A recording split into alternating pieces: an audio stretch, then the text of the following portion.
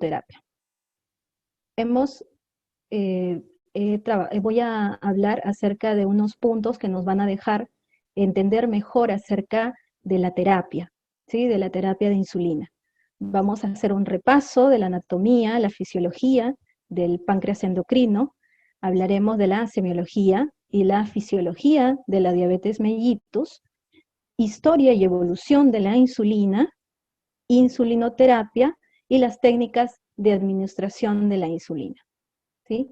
Entonces, a manera de introducción, quiero hablarles un poco de la de la diabetes. ¿Cómo es que se ha dado a través del tiempo, cómo ha evolucionado esta enfermedad y desde cuándo es que se conoce esta enfermedad? Y es hace muchos años, ¿sí? La diabetes es una alteración que ya conocida desde la antigüedad. Y las primeras referencias que tenemos de la diabetes está escrita en papiros que se encontraron hace ya 1500 años, ¿sí? Tienen una antigüedad estos papiros, ¿no? De 1500 años antes de Cristo. Y en ellas se describe la enfermedad, sobre todo una característica que tiene esta alteración, ¿no? Una característica principal que es la poliuria. Y la poliuria la describen de una manera muy detallada y en sí describen la orina. La orina querían saber por qué era el olor, por qué era el color, por qué era la textura. También observaron cómo es que se dio esta enfermedad también, esta alteración se dio en los clanes familiares, no solamente de una persona, sino que podían tener dos, tres o tal vez una generación más adelante también lo presentaban. Entonces aquí vieron un vínculo de que sea una alteración hereditaria. No, aquí podríamos decir que se estaba describiendo por primera vez, ¿no? Una enfermedad hereditaria, una alteración hereditaria. En esta diapositiva les muestro dos personajes que han hecho historia porque, por ejemplo, acá tengo a Areteo de Capadocia, que fue un médico griego, ¿sí? Él fue un notable médico de la época del siglo I después de Cristo. Y él decía que en esta enfermedad los enfermos no dejan nunca de orinar. Entonces, él identificó tres síntomas, ¿no? El principal era la poliuria, que no dejaban de orinar los enfermos para él, ¿no? Otro era la polidipsia y otro era el adelgazamiento. Él decía que el adelgazamiento era porque al orinar, la orina se llevaba parte de la carne del individuo. Entonces, esto ocasionaba de que la persona empezara a adelgazar, ¿no? Eso es lo que él creía. También se dice que Areteo era el que mencionó por primera vez el término diabetes. En su lengua le decían sifón, ¿no? En su lengua griega le decían sifón. También hay que notar que Areteo no mencionó, por ejemplo, la polifagia. Él no mencionaba, él ni siquiera se había dado cuenta de la polifagia, ¿no? Que eran las ganas de comer, ¿no? Esas ganas de comer ya en demasía. Esto para él pasó inadvertido, no era un síntoma para él que sea importante, ¿sí? También tenemos otro personaje que es Thomas Willis, que fue también un médico inglés que a finales del siglo XVII él diferenció dos tipos de diabetes. En algunas personas la orina tenía un sabor dulce, decía, ¿no? Tenía un sabor a miel. Es por eso que él mencionó la diabetes mellitus. Él lo mencionó de esta manera, mellitus, precisamente por el sabor a miel. Y en otras personas decía que tenía un sabor insípido, que no tenía sabor. A este tipo de alteración le dio el nombre de diabetes insípida, ¿sí? que ya más adelante vamos a hablar acerca de este tipo de diabetes. Él nos decía que antiguamente esta enfermedad era bastante rara, pero en nuestros días la buena vida y la afición por el vino hacen que encontremos casos más a menudo. ¿Qué es lo que quería decir con esto? Por ejemplo, en la antigüedad, ya en la prehistoria, mejor dicho, ubiquémonos en la prehistoria, ¿qué es lo que pasaba con nuestros hombres antiguos? Ellos se dedicaban a la caza, ¿no? Se dedicaban a la caza para poder comer, o también se dedicaban a cultivar. Y esto llevaba tiempo, llevaba su proceso, o a veces no conseguían comida. Entonces el cuerpo ha ido evolucionando a lo largo del tiempo. Fue evolucionando de tal manera que se acostumbró a que haya días de comida, haya exceso de comida y haya días de no comer, ¿no? Por diferentes motivos, ¿no? Porque no producía la chacra o porque no conseguían animales, ¿no? Para poder cazar. Entonces, nuestro cuerpo se fue adaptando, ¿no? Y fue guardando esas reservas, las fue guardando para que cuando no haya comida, agarrara, tomara esas reservas y las utilizara, ¿no? Para poder crear la energía en nuestro cuerpo y todo funcione normalmente. Pero ¿qué es lo que pasa ahora en la actualidad? En la actualidad, la comida está a la vuelta de la esquina.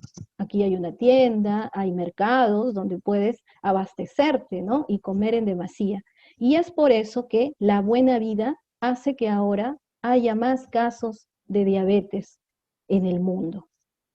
Esto es lo que nos indica Tomás Willis, ¿no? Que desde este año, miren, desde 1679, él ya veía cómo es que los casos iban incrementando.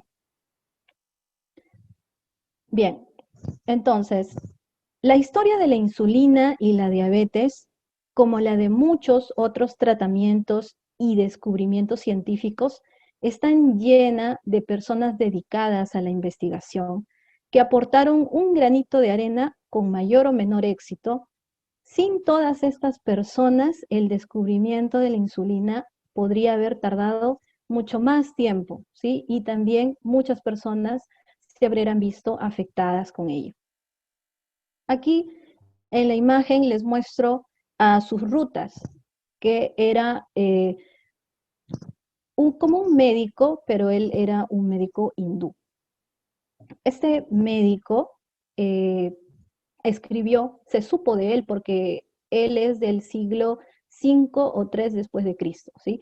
Y se supo de él porque hallaron escritos, que es el Suhrutta Samhita, ¿sí? En estos escritos, él relata lo que él hacía con sus pacientes, ¿no? Él aplicaba aquí la medicina tradicional, ¿sí?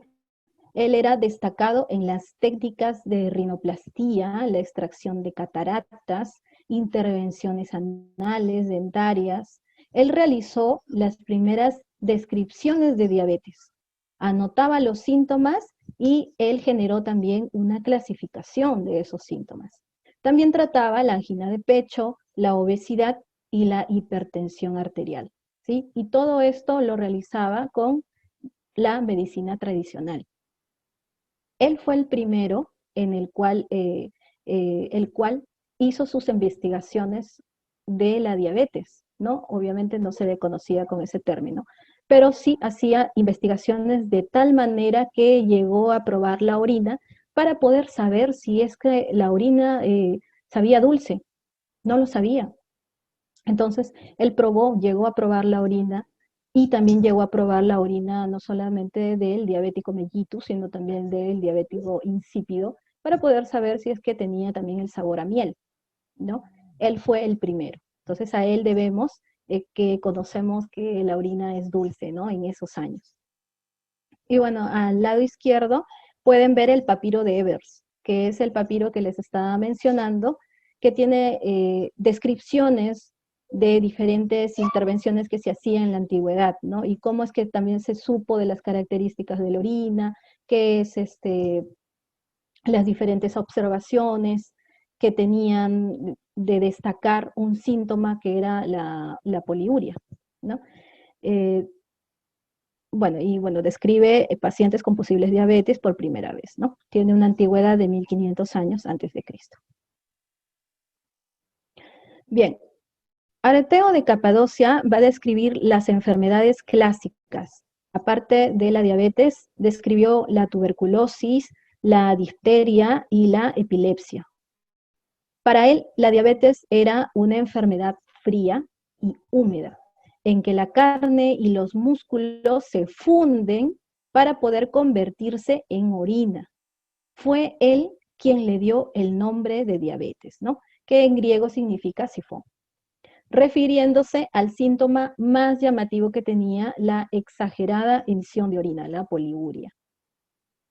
Él quería decir que el agua entraba y salía sin quedarse en el individuo, perdón, sin quedarse en el individuo, ¿sí? En el siglo II, Galeno también se refirió a la diabetes. Acá tenemos a Claudio Galeno, que es del siglo II después de Cristo. Él interpretó que esta enfermedad era consecuencia del fallo del riñón. Claro, ¿no? Era muy fácil equivocar nuestro enfoque. Si empezamos a producir más orina, obviamente, ¿quién es el que puede estar fallando? Es el riñón. Entonces, se desviaba la atención, ¿no? Se desviaba de la glándula principal, que es lo que estaba afectando realmente a estas personas, se desviaba hacia un órgano, ¿sí? También tenemos a Paracelso, que en 1491 a 1541 él escribió que la orina de los diabéticos, lo describió como una enfermedad, contenía una sustancia anormal que quedaba como residuo de un color blanco al evaporarse la orina. Él creía que al hacer esta evaporación lo que quedaba era sal, y así atribuía la diabetes a una deposición de esta sobre los riñones, causando una poliuria y una sed en los enfermos, ¿no? Porque ya empezaban a describir también la polidipsia. Bien, Tomás Willis, en 1679, como ya habíamos hablado de él, él describió magistralmente la diabetes en uno de sus ensayos, quedando desde entonces reconocida por su sintomatología como entidad clínica. Fue él quien, refiriéndose al sabor dulce de la orina, le dio el nombre de diabetes mellitus, sabor a miel y diabetes insípida. Él también, al igual que hace 1000 años atrás, como su ruta, probó la orina, él también lo hizo. Para también cerciorarse, ¿no? Cerciorarse de investigación de este médico fue también trascendental para poder saber acerca de esta enfermedad. Otro personaje es Matthew Dobson. En 1776, él realizó estudios en grupos de pacientes. Informó que tenían azúcar en la sangre y en la orina. Sostenía que el azúcar se formaba en la sangre por algún defecto de la digestión, limitándose los riñones a eliminar el exceso de azúcar. Identificó la presencia de glucosa en la orina, ¿no? Él fue un médico inglés y también amante de la experimentación, ¿no?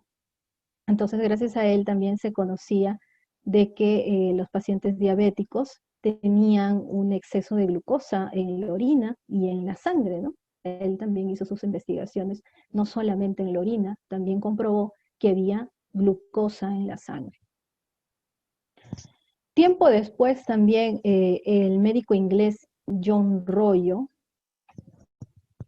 él publicó sus observaciones sobre 2 casos diabéticos, ¿sí? Donde él describió el olor a acetona, que él lo confundió con un olor a manzana, y propuso una dieta pobre en hidratos de carbono y rica en carne, donde él observó una leve mejoría, que ya era bastante, ¿no? Una leve mejoría era un gran cambio, ¿no? Porque en realidad ellos solamente describían pero no veían cómo ayudar a la persona para que se recupere o para que haya un tratamiento eficaz, ¿no? En 1778, Thomas Capwell realizó la autopsia de un paciente con diabetes mellitus y observó la atrofia en el tejido pancreático, con múltiples cálculos implantados. Esta fue su primera referencia fundamentada de la diabetes mellitus pancreática, que en realidad también sucede en la actualidad, ¿no? Cuando hay bloqueo de los conductos del páncreas, ya no va a secretar la insulina, y al no salir insulina, pues hay un acúmulo de la glucosa, ¿no? Donde empieza a haber una hiperglucemia.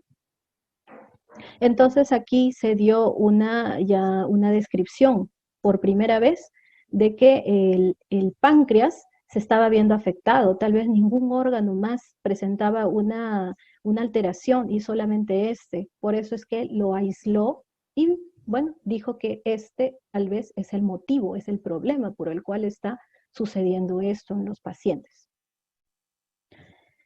Bien, en 1745 a 1821, Johann Peter Frank, que fue un pionero de la medicina social, ¿sí? Él es ya para el campo de salud pública y también para la higiene moderna. Él también fue por ese lado, ¿no? Por esa investigación en ese campo.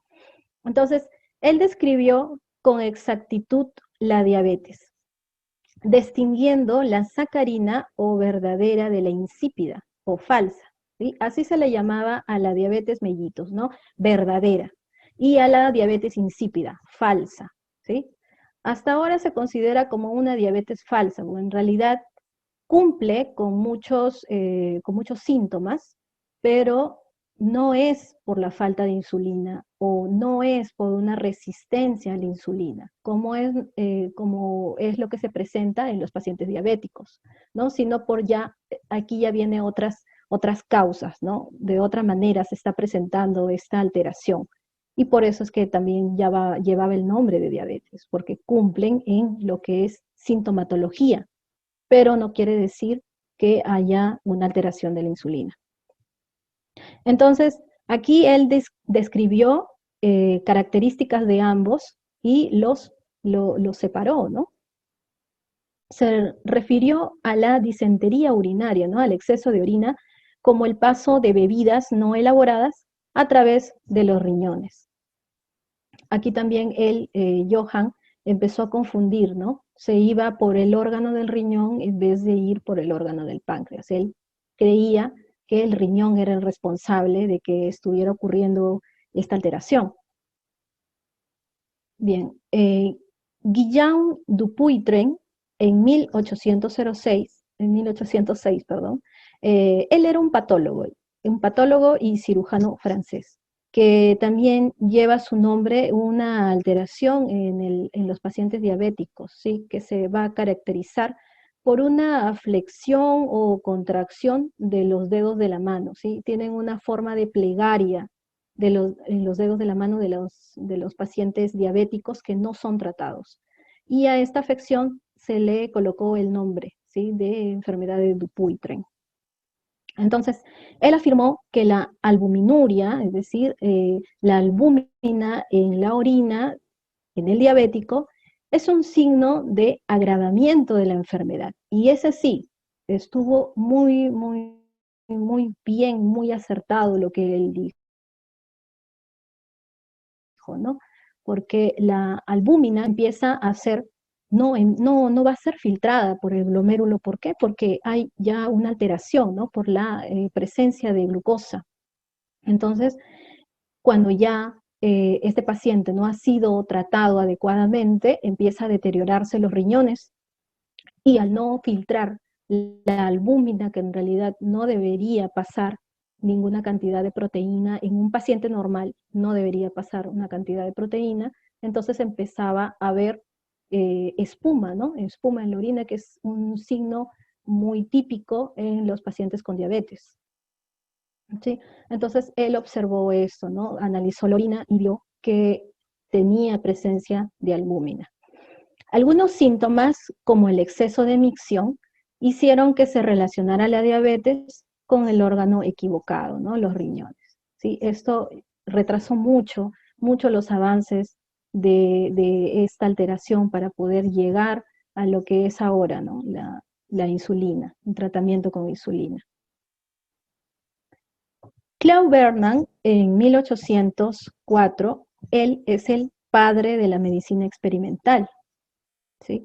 Entonces, él descubre que las féculas y azúcares que tomamos, por ejemplo, en el desayuno, se transforman en glucosa pasando al hígado, ¿sí? Pasan al hígado a transformarse en glucógeno, donde vuelve a la sangre como glucosa, ¿no?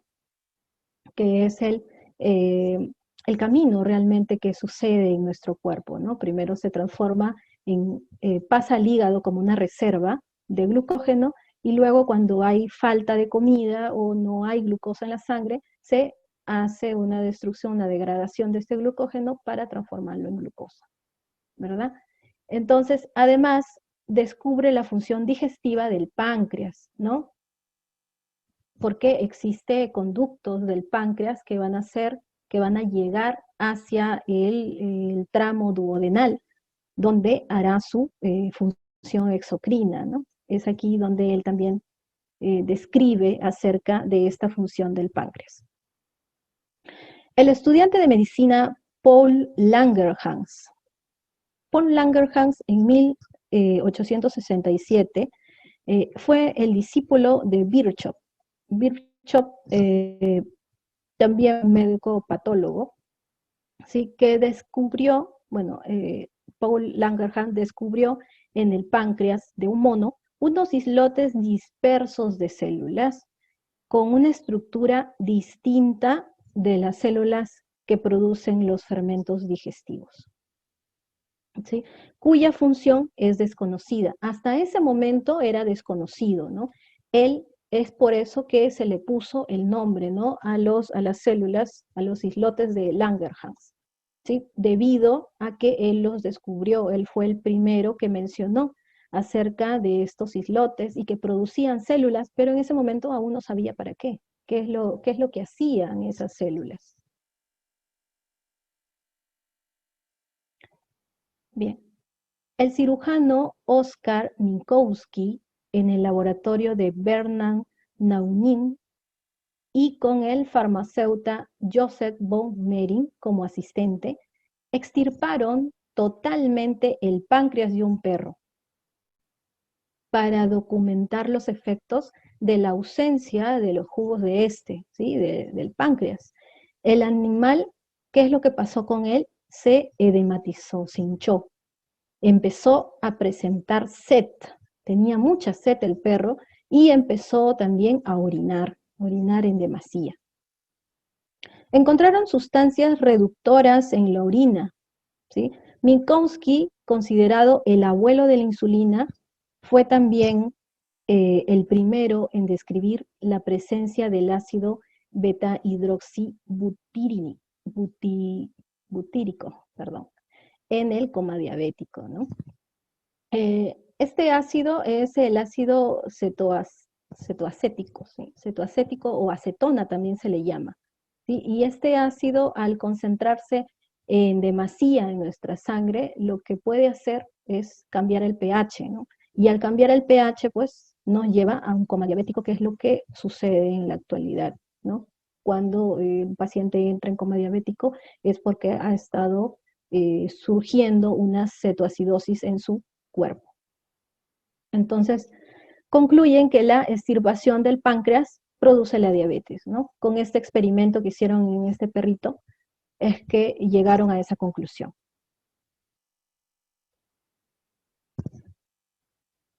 Bien, Gustavo Edouard Larguez es un médico belga que sugirió que estos racimos de células en 1893, el llamado islote de Langerhans, constituía la parte exocrina del páncreas, ¿sí? Jan Meyer quien denominó insulina a la sustancia procedente de los islotes, que en latín se denomina insulia, que debía poseer una actividad hipoglucemiante, pero que todavía era hipotética. Él solamente lo sugirió, pero estuvo en lo cierto, ¿no? Pero todavía no estaba del todo, no sabía si es que esto realmente era su función. George Zuleger, uno de los primeros investigadores en obtener resultados de aislar la insulina, fue el alemán George Zuleger, quien obtuvo una serie de extractos pancreáticos que eran capaces de van a reducir los síntomas de diabetes de un perro que ha sido previamente pancreatectomizado, ¿sí? Le han sacado el páncreas, eh, le reducieron la cantidad de glucosa que tenía, ¿sí? Pero lo reducieron de tal manera que el perrito pues murió de una hipoglucemia. Zuleger publicó sus resultados en 1907 e intentó patentar su extracto que se llamaba acomatol. Sin embargo, los graves efectos tóxicos que producía hicieron que renunciase a poder seguir sus experimentaciones, ¿no? Bien, Nicolás Paulescu, en 1919, es un médico rumano que preparó un extracto a partir de páncreas congelados de perro y buey y demostró que los mismos eran capaces de revertir esta hiperglucemia. Debido a la Primera Guerra Mundial, las observaciones de Paulescu sobre los efectos de su pancreatina no fueron publicadas hasta 1921. Estos extractos de Paulescu igual eran potentes, eran muy potentes, que los perros que fueron tratados con este extracto también murieron de hipoglucemia. ¿Sí? Igual que Zuleger, los efectos tóxicos excluían cualquier posibilidad de administración terapéutica, no podían salvar a los animalitos. Entonces, este tipo de experimentación pues no ha funcionado, para ellos no ha funcionado hasta esa época, ¿no? Entonces, el doctor Frederick Allen, en 1914, él experimentó con perros. Remarcó que las personas con diabetes mellitus empeoran si comen mucho y mejoran cuando se les somete a un ayuno casi total. Impulsó tratamientos también basados en dietas, sí, pero aunque estos pacientes eran tratados bajo estas restricciones, ¿no?, de alimento, lo cierto es que los pacientes seguían muriendo sin una solución. Tal vez mejoraba un poco, pero igual no llegaba a solucionar el problema, ¿no? Bueno, entonces, hasta el año de 1991, bueno, no hubo una solución. Entonces, el momento más determinante y recordado de la historia de la diabetes se sitúa en este año, ¿no? A partir de 1921, cuando los canadienses Frederick Banting y su ayudante Charles Betts tuvieron la idea de ligar el conducto excretor pancreático de un mono, provocando así la autodigestión de la glándula. Después exprimieron lo que quedaba de este páncreas y obtuvieron un líquido. Este líquido fue inyectado en una cachorrita diabética. Conseguía reducir en 2 horas la glucemia de este perrito, ¿no? Y habían descubierto así la insulina. La cachorra es famosa y se llama Marjorie. Es el primer animal que después de haberle quitado el páncreas pudo vivir durante varias semanas. Fue el primer animal, tomando el extracto de Banting y Bess hasta que tuvo que ser sacrificada porque el extracto se acabó, ¿no? estos dos investigadores ganaron el Premio Nobel de Medicina en 1923, pero este premio estuvo lleno de discrepancias porque ellos no fueron los únicos que colaboraron para poder realizar este experimento y lograr al éxito, ¿no? Hubieron muchas personas detrás de este experimento, pero se les atribuye a ellos esta invención. Bueno, obviamente no estuvieron muchos de acuerdo de que ellos ganaran este premio, ¿no? Este premio Nobel, pero de acuerdo a la academia que da este premio, ellos tuvieron que recibirlo. Y bueno, ellos tampoco no estuvieron de acuerdo. Ellos mismos pensaban, Frederick pensaba de que él había sido el inventor y Charles pensaba de que él había sido el inventor. Entonces tampoco se pusieron de acuerdo en eso. Al final, en forma de protesta, ninguno fue a recibir el premio. Simplemente lo anunciaron. Es así. Bien, ahora vamos a pasar a lo que es anatomía y fisiología del páncreas endocrino. ¿Sí? Entonces, aquí podemos ver en las imágenes, por ejemplo, en esta imagen de la izquierda podemos ver dónde está situado el páncreas, ¿no? Está situado detrás del estómago, detrás y abajo del estómago, entre el intestino delgado y el estómago, ¿no? Y la función básicamente del páncreas es realizar la secreción de insulina y de glucagón, que son dos hormonas muy importantes de esta glándula. Entonces, el páncreas tiene dos funciones para empezar a recordar, ¿sí? Estas dos funciones, una es la función exocrina y otra es la función endocrina. A ver, ¿alguien podría decirme cuál es la diferencia entre estas dos funciones? Es solamente como un repaso y para saber que están ahí conmigo, siguiéndome la hilación. A ver, ¿alguien me podría decir? Puede escribir en el chat como una retroalimentación para todos. Yo sé que ustedes saben.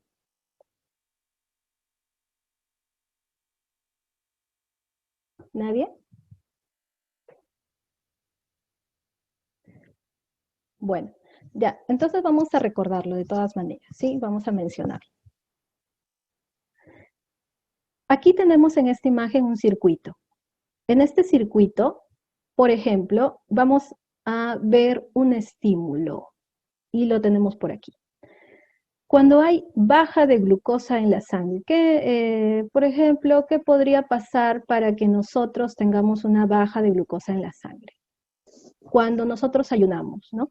Durante la mañana. En la mañana nos despertamos con hambre y no tenemos que salir rápido, no podemos comer, entonces nos vamos, ¿no? Nos vamos a nuestro trabajo, nos vamos a estudiar. ¿Y qué es lo que pasa? La glucosa en la sangre ha bajado, pero nuestras células necesitan de glucosa todos los días para generar esa energía, ¿no? Entonces, la glucosa en la sangre es detectada. Esta glucosa baja es detectada por el páncreas, donde se van a activar las células productoras ¿de qué? De glucagón. Estas células productoras de glucagón lo que hará será elevar la glucosa, ¿no? ¿Y de qué manera lo va a elevar? Las células van a ayudar a quemar la grasa que encuentran en nuestro cuerpo, ¿sí? Y este glucagón también ayudará al hígado a convertir el glucógeno en glucosa y así poder equilibrar esa glucosa que está baja, elevarla, ¿sí? Y luego de que elevan la glucosa, pues ya puede ser aprovechada por nuestras células en todo nuestro organismo. Ahora, ¿qué es lo que pasa cuando hay una ingesta demasiada de glucosa, ¿no? En demasía. Entonces, la glucosa se va a elevar, se eleva, ¿no? Y al elevarse es captada por la glándula del páncreas, donde las células productoras de insulina, ¿sí?, van a ser secretadas, y esta insulina, la función que tiene es que las células del cuerpo acumulan la grasa, ¿no? Por ejemplo, hay demasiada glucosa en nuestra sangre. La insulina lo que hará es ayudarle a las células a que ingrese dentro, ¿no?, dentro de la célula, para que pueda aprovechar esa glucosa. Una vez que ya hayan aprovechado las células, pero sigue habiendo glucosa en la sangre, entonces la insulina, ¿qué es lo que hará? Entonces hay que guardar. Hay que guardarlo para que en otro momento que no haya comido mucho, ahí voy a utilizar lo que estoy guardando, ¿no? Entonces, lo que hace aquí es acumularlo en forma de grasa, y también ayuda al hígado para que esa glucosa lo transforme en glucógeno. Y luego lo guarda, ¿no? Lo guarda. ¿Y cómo va a estar la glucosa en la sangre? Ha disminuido, ¿verdad? Entonces, ya baja la glucosa. Y es así, ¿no? Es un circuito. Todo es una cadena. Aquí baja, y para que baje, tiene que nuevamente funcionar las células de glucagón, y luego la eleva. Y luego cuando eleva, nuevamente hay que bajar, así. Bien. Entonces, aquí tenemos a Claude Verdan, que como ya lo había mencionado, es el padre de la medicina experimental. Él nos da un bonito pensamiento que dice: cuando se piensa detenidamente sobre el hecho de que el cuerpo se compone de miles de billones de células en actividad casi constante, y de que una proporción realmente elevada de dicha actividad se realiza sin errores, empieza a apreciarse lo maravilloso que es en realidad nuestro cuerpo humano. Es debido a él que sabemos acerca de los múltiples mecanismos que realiza nuestro cuerpo para mantenernos en constante equilibrio, ¿no? ¿Qué pasaría si, por ejemplo, como ya lo he mencionado, ¿no? ¿Qué pasa si es que se me sube la glucosa? Se activa la insulina para poder bajarla. Entonces, eso es un regulador, lo que hace que nuestro cuerpo se mantenga en equilibrio. ¿Qué es lo que pasa si tengo una afección respiratoria, ¿no? Me contagio de algo y tengo algún problema pulmonar. Entonces, ¿mi respiración va a ser igual? No, ¿verdad? O bien se altera o bien baja. Entonces, ahí también vemos un mecanismo de autorregulación para mantener el equilibrio. ¿Qué pasa si es que estoy deshidratada? No he tomado agua durante todo el día. ¿Qué es lo que ocurre? Se van a activar los receptores de la sed, o también, por ejemplo, mi riñón orinará. No, ¿verdad?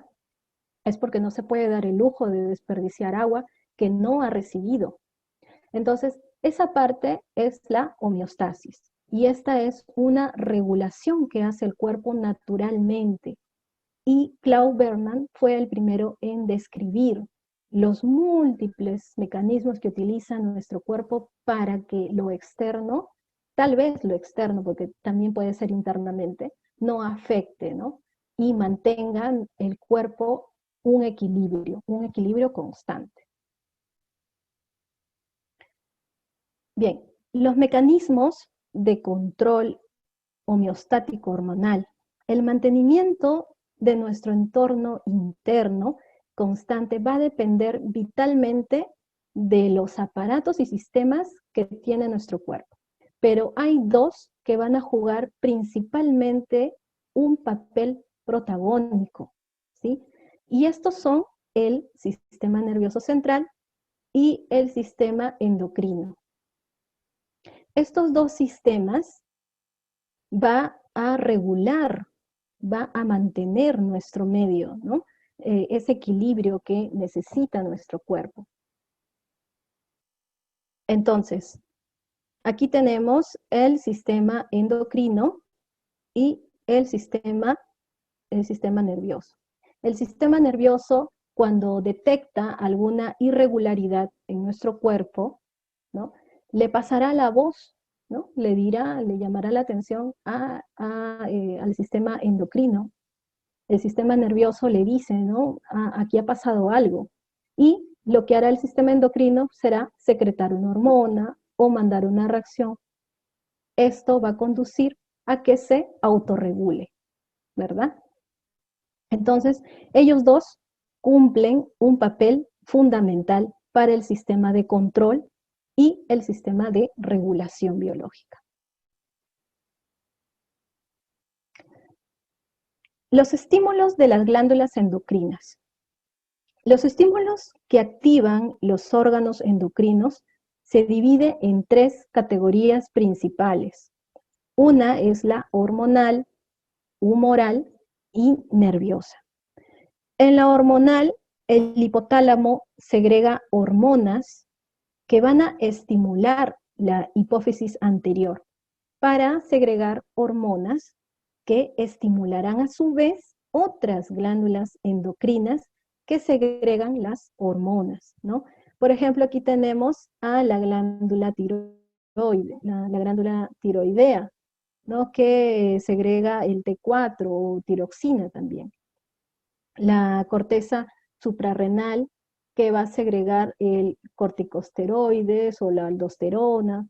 En las gónadas, los testículos, vamos a tener la hormona andrógeno, que una de estas hormonas andrógenos es la testosterona.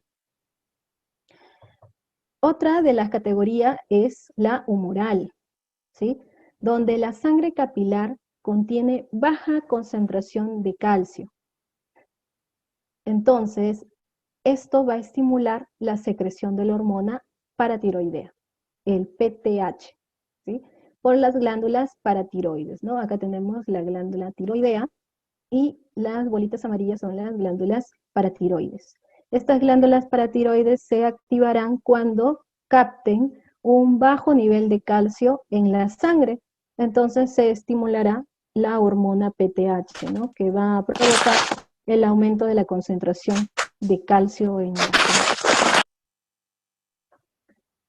Bien, ahora en la parte nerviosa, la fibra preganglionar del sistema nervioso simpático estimula las células de la médula suprarrenal, ¿sí? Entonces, ¿qué es lo que tenemos aquí? En la médula suprarrenal vamos a segregar las catecolaminas. Por ejemplo, aquí vemos la fibra, ¿no? Del sistema nervioso simpático, va a llegar a la médula suprarrenal y aquí es donde segregará a la catecolamina. Por ejemplo, una de las catecolaminas es la adrenalina. La adrenalina lo que hace es acelerar, ¿no? Toda hormona que acelere a nuestro corazón será considerado catecolamina. Bien, aquí vamos a ver un poco de lo que ya había explicado en el cuadro más adelante, ¿no? La regulación de la glucosa sérica por retroalimentación. Una retroalimentación pero negativa, ¿sí? Entonces, tenemos un estímulo, como por ejemplo hay un nivel alto de glucosa, por ejemplo después de comer, ¿no? Algún dulce hemos comido. Nuestro cuerpo se encontraba en homeostasis, es decir, estaba en equilibrio. Y se desequilibra porque hemos comido ese dulce, ¿no? Se eleva la cantidad de glucosa. Entonces, al elevarse la cantidad de glucosa, los niveles van a ser captados por el páncreas. Este páncreas secretará insulina del páncreas, ¿sí? Y esta insulina ayudará a llevar la glucosa hacia las células y hacia el hígado. Entonces, al tomar la glucosa de la sangre, esta glucosa va a disminuir, ya que ya ha sido aprovechada, ¿no? Y nuevamente empieza el equilibrio, donde los niveles de glucosa es de 90 miligramos en 100 mililitros, ¿no? Ahora, un estímulo contrario. El estímulo contrario que no hemos comido hoy día, ¿no? Los niveles de glucosa van a caer. Entonces, al ser detectados por el páncreas, va a segregar las liberadores de glucagón. Este glucagón ayudará al hígado para que pueda agarrar esas reservas de glucógeno que tiene y lo sintetice en glucosa. Y luego la glucosa, pues, aumentará en sangre y nuevamente estaremos en equilibrio, ¿no? Esta parte creo que ya es bastante comprendida, ¿no? Bien, ahora, la regulación por retroalimentación. Acabo de explicar lo que es una retroalimentación negativa, pero también hay una retroalimentación positiva. Ahora, ¿cuál será la retroalimentación positiva? La retroalimentación positiva la vemos aquí, ¿no? Por ejemplo, en los mecanismos para la secreción de la leche materna. El bebé está succionando el pezón de la mamá. Este estímulo, lo que va a hacer es viajar hacia el hipotálamo y el hipotálamo a la glándula pituitaria que liberará la hormona, ¿no? La hormona prolactina para generar la leche. A mayor estímulo, esta hormona seguirá secretándose y también incrementará, ¿no? Va a incrementar también el volumen de leche, seguirá saliendo, ¿no? Ustedes tal vez saben, ¿no? Cuando una mamá empieza a dar de lactar, la educan diciéndole que a pesar de que no tenga leche, que siga dándole de lactar. Sí, a pesar de que no tengas, dale, dale, dale, no dejes de darle. ¿Por qué? Porque la hormona de la prolactina empieza a trabajar aquí, ¿no?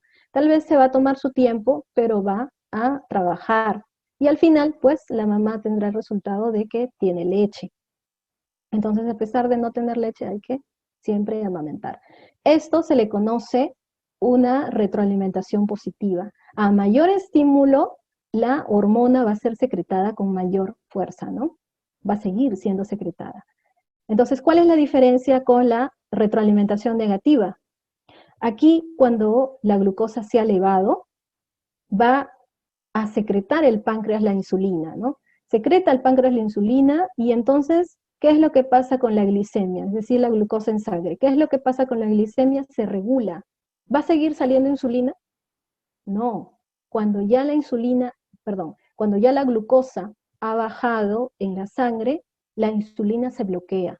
Ya no se va a producir porque ya logró su cometido, ¿no? Ya realizó lo que tenía que hacer, entonces ya me voy. Es así. A esto se le dice retroalimentación negativa. Y a lo que es retroalimentación positiva, por ejemplo, con la mamá, ¿no? Bien. Ahora, los mecanismos de control también los vamos a ver en las hormonas, ¿no? Aquí tenemos, por ejemplo, las hormonas que van a componer nuestro sistema endocrino, ¿no? Que está compuesta de un conjunto de células, tejidos, órganos, que van a estar encargados de esa secreción de las hormonas. La clave de la increíble potencia de esas glándulas endocrinas va a residir en que las hormonas va a residir en que las hormonas que producen y segregan, ¿no? Esa potencia de las hormonas reside en que cada glándula secreta tal y tal hormona, ¿no? Y la segrega de tal cantidad. Las hormonas se pueden definir como las sustancias químicas que segregan las células endocrinas. Aquí va lo que yo pregunté, ¿cuál era la diferencia entre endocrina y exocrina? La endocrina va a ser secretada al torrente sanguíneo, mientras que la exocrina no, tal vez puede salir hasta fuera del organismo. Por ejemplo, una función exocrina sería en los hombres, los testículos segregan el semen, ¿no? El semen no va al torrente sanguíneo, va afuera, ¿verdad? Entonces, esto sería una función, por ejemplo, exocrina, ¿no? Y la función endocrina, como ya lo estaba mencionando, va hacia el torrente sanguíneo, ¿verdad? Como en el ejemplo que estaba dando, ¿no? Los testículos que segregan semen, esta va a ir fuera del organismo, ¿no? Esta es una función exocrina. Una función endocrina de los testículos es, por ejemplo, la testosterona. que es una hormona que va a ser segregada hacia el torrente sanguíneo, ¿no? Entonces, estas células endocrinas van a segregar hacia los fluidos extracelulares y regulan la actividad metabólica de otras células del organismo. Ahora, ¿qué cosas son los órganos diana? Aunque las hormonas viajan por todo nuestro cuerpo, circulan por todos los órganos, solo va a afectar a un órgano determinado, tiene una función específica de esa hormona, no va a afectar a todos los órganos por donde está viajando, ¿no? Entonces, a ese órgano donde esa hormona hace su efecto, a ese órgano se le llama diana, o también se le llama órgano blanco, ¿no? Así como tiro al blanco, ¿no? ¿A dónde va a llegar? Eso es. Bien, aquí en el cuadro pueden ver los diferentes tejidos que tenemos, ¿no? Diferentes tejidos, diferentes glándulas que componen nuestro sistema endocrino y también sus principales hormonas que segregan, la acción que tienen y los efectos que van a tener también estas hormonas. La principal que nosotros ahora estamos estudiando son la glándula páncreas, específicamente en los islotes de Langerhans, ¿no? Entonces, ¿cuáles son las hormonas principales que segrega el páncreas? Porque no solamente segrega insulina y glucagón, ¿sí? Pero las principales son la insulina y glucagón, ¿sí? Y su acción es en el hígado, en el músculo esquelético y en el tejido adiposo primariamente. El efecto primario es que la insulina va a promover la captación celular de glucosa y la formación de glucógeno y grasa. Y el glucagón lo que hará es estimular la hidrólisis de glucógeno y grasa, es decir, la sintetización del glucógeno lo va a convertir en glucosa, ¿sí? Y la grasa también la destruye, ¿no? Para poderla convertir en glucosa. Bien, como ya habíamos mencionado en las diapositivas, ¿dónde está ubicado el páncreas? De acuerdo a esta topografía abdominal, ¿alguien podría decirme exactamente dónde está? ¿Alguien que me pueda escribir para poder así interactuar? Es una manera de captar mejor la atención y también de que se nos quede la información.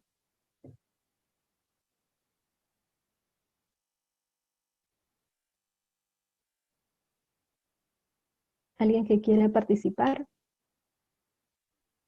¿Nadie? Detrás del estómago. Ajá, muy bien.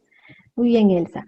Pero exactamente, ¿dónde está el estómago? ¿En qué posición? A ver, de acuerdo a la topografía. Porque si alguien, por ejemplo, no sé si Elsa serás un personal de salud, pero si un médico o una colega te pregunta, ¿no? ¿Dónde está el páncreas?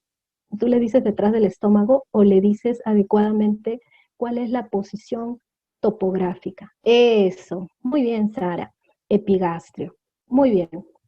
Entonces, ese es el término correcto, ¿no? Se encuentra en el epigastrio. Qué bueno, chicos, que quieran participar. Gracias, gracias por participar. Entonces, se encuentra detrás del estómago en el epigastrio, ¿sí? Aquí lo dejo para que...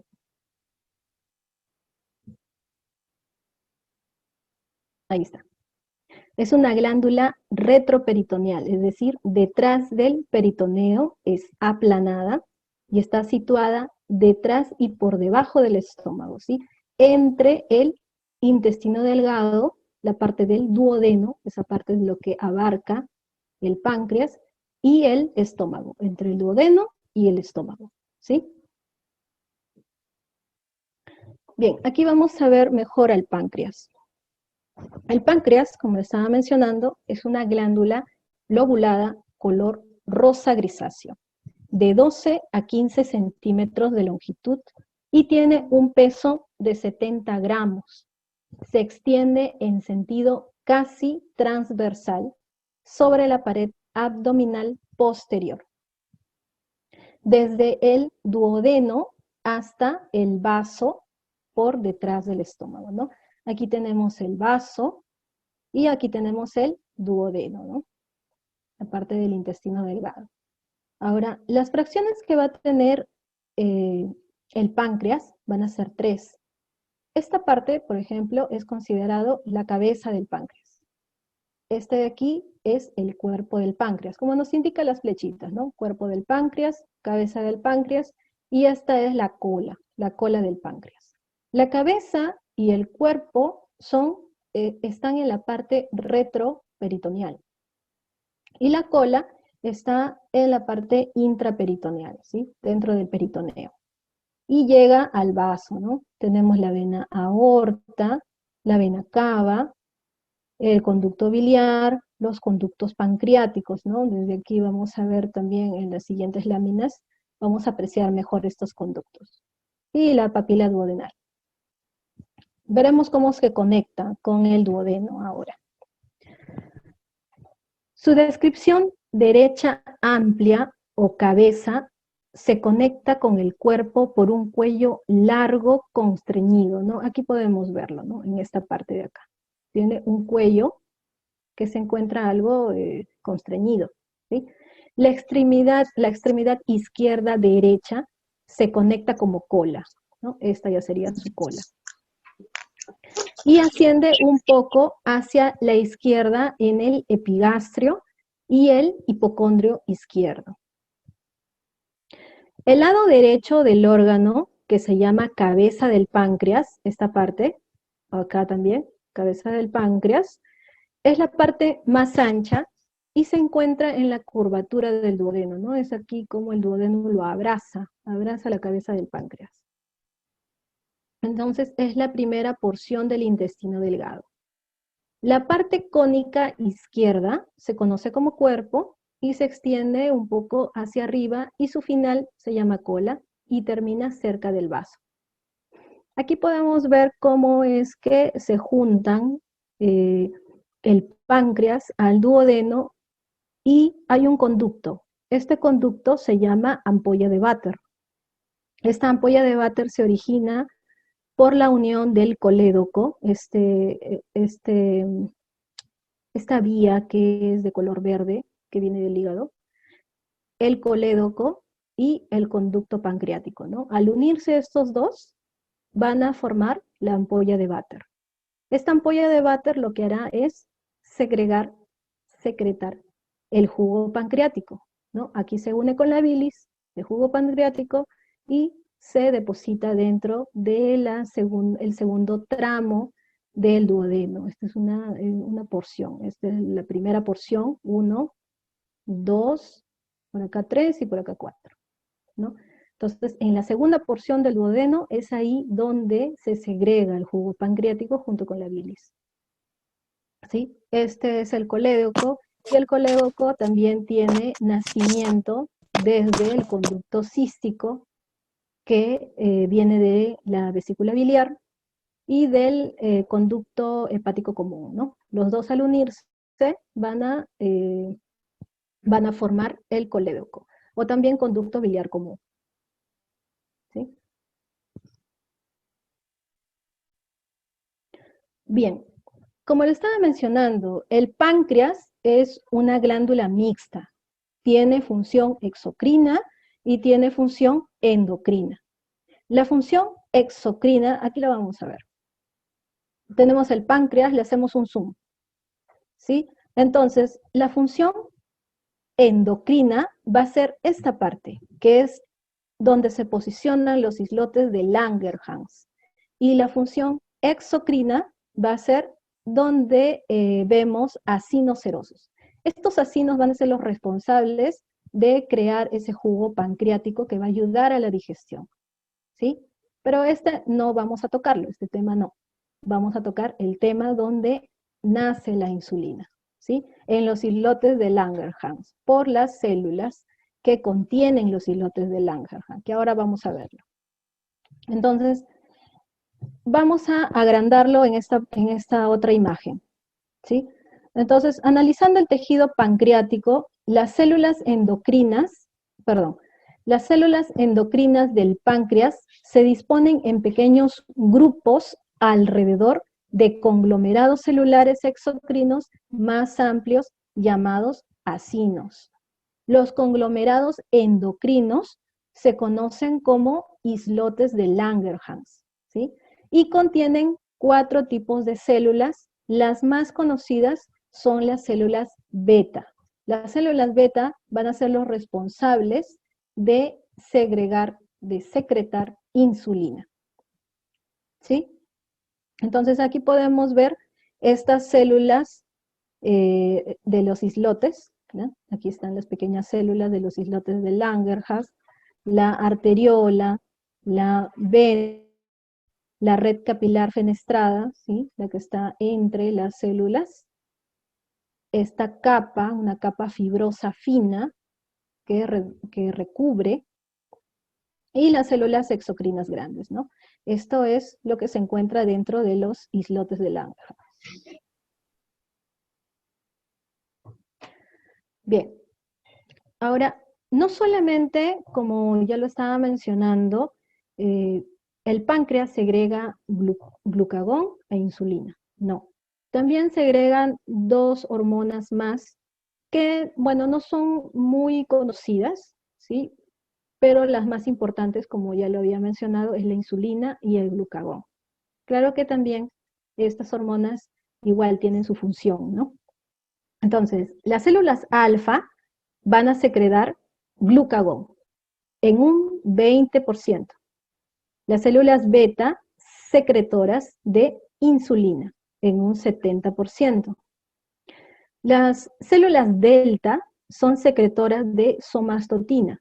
Las células delta, que son las secretoras de esta hormona, se cree que van a regular la producción y liberación de la insulina y el glucagón, ¿sí?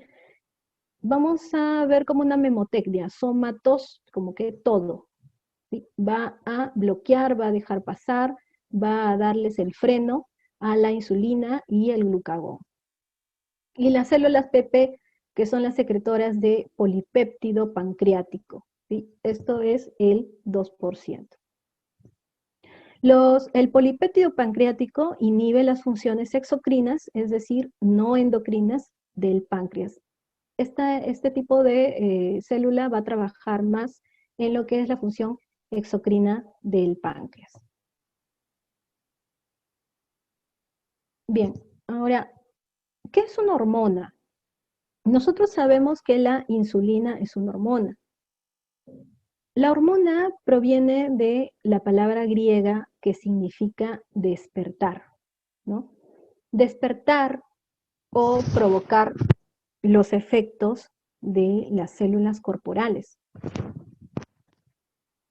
Inicialmente, mediante la alteración de la actividad celular, aumentando o disminuyendo el ritmo de un proceso metabólico anormal, ¿no? Aquí van a responsabilizarse las hormonas de alertar o deprimir nuestro organismo, ¿sí? Y la insulina, como parte de esta, es una hormona que fomenta la captación, el depósito y el uso de glucosa. Ahora lo vamos a explicar mucho mejor. Vamos a explicar mejor. Sí. Entonces, en esta imagen tenemos al páncreas, donde vemos a la insulina que tiene una forma de llave. Esto es una manera de cómo es que lo han ilustrado, para que se entienda mejor, ¿no? La insulina va a ser la llave para que deje entrar esa glucosa que está en el torrente sanguíneo dentro de la célula.